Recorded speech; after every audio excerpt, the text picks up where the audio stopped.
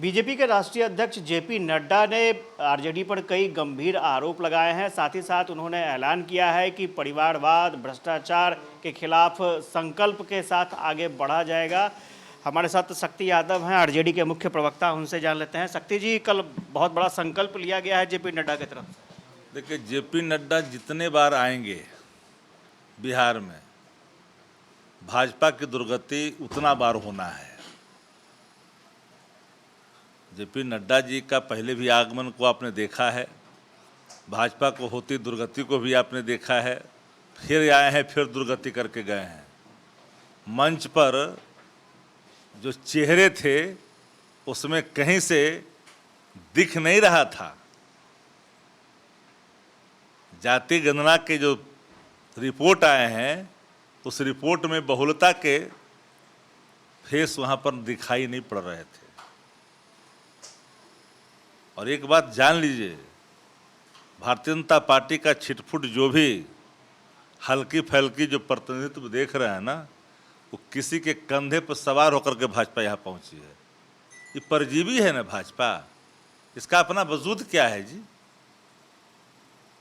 क्या वजूद है भाजपा का बिहार के अंदर में? और भारतीय जनता पार्टी एक बोझ है देश के आवाम के कांधों पे।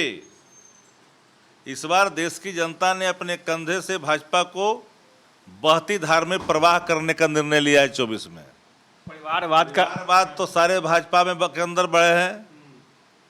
जब राजनाथ सिंह जी से लेकर करके पीयूष गोयल, अनुराग ठाकुर, ये सब कहाँ से आए हैं जरा बताएंगे?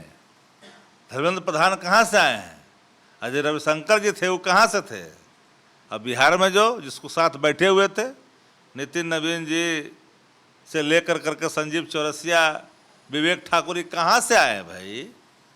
अब किसी नरेंद्र मोदी जी का उदाहरण बेकार देते हैं ना। अब सरदे अटल जी का, नरेंद्र मोदी जी का उदाहरण नहीं दीजिएगा। इनको संतान की प्राप्ति नहीं हुई तो इसमें देश की जनता क्या क्या कसूर बताइए? कोई कसूर है क्या इसमें?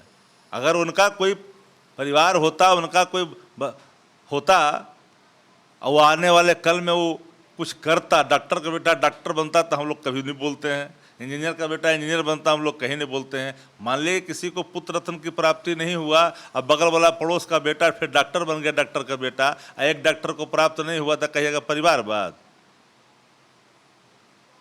अच्छा, एक ये भी था कि आरोप था कि भ्रष्टाचार का मामला था, भ्रष्टाचार, तुष्टीकरण, इनका भी जवाब देना है बीजेपी के नेता। भारतीय जनता पार्टी धार्मिक उन्मादी पार्टी है, भाषाई आतंक परोसती है, नफरत, घृणा, द्वेष, ये भाजपा के राजनीतिक चरित्र में निहित है, समाहित है। भारतीय जनता पार्टी के चाल, चरित्र और चेहरे को देश की जनता बाखूबी समझती है और पहचानती है। एक धन्ना सेठ को सशक्तिकरण करने के लिए देश की अर्थव्यवस्था नहीं होती। जाकर के उन गृहिणियों से पूछिए जो प्रतिदिन चूल्हा फूंकते हैं, महंगाई की मार किसे कहते हैं। उन युवाओं से पूछिए जो 4 बजे भोर में दौड़ लगाता है, जो परीक्षा देने के लिए लायक रहता है, लेकिन भारत की सरकार ने 9 वर्षों में नौकरी देने की बात तो छोड़ दीजिए, नौकरियां छीन ली।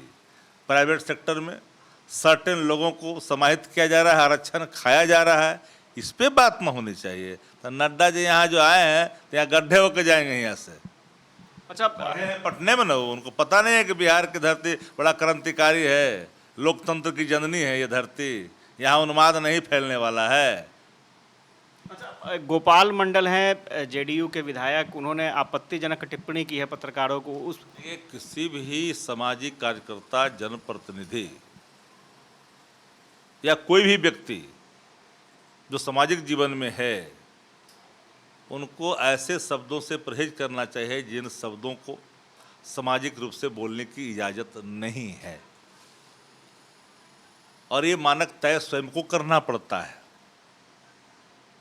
अगर कोई व्यक्ति किसी पद को धारण किए हुए है, जनप्रतिनिधि है, और उनके मुख से कोई ऐसे शब्द जो पीड़ा दे देता है, कि इन्हीं को छू जाता है, असंसदीय हो, अमर्यादित हो, ऐसे शब्दों से बचना चाहिए।